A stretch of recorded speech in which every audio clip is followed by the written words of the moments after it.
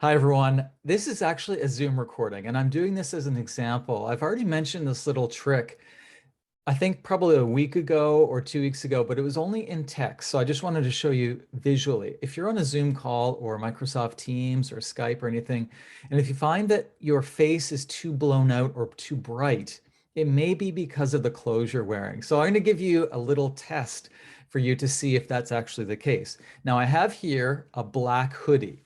So let's see what happens when I put the black hoodie on, or at least appear that it is on. Just see how my face, my skin is now too bright. It doesn't look all that good.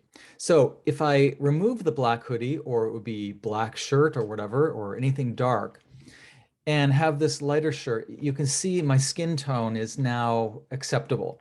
So just keep that in mind when you're dealing with any type of Zoom call. This could be for business, it could be for, talking with friends. If you want to look your best, wear lighter clothing. Now, keep in mind that this is entirely based on my own skin tone.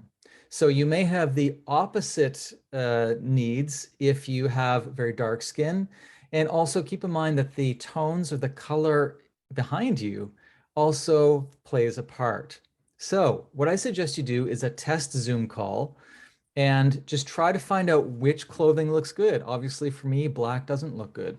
And this is all based on the camera's ability to perceive overall middle gray. It's a technical term we say in photography.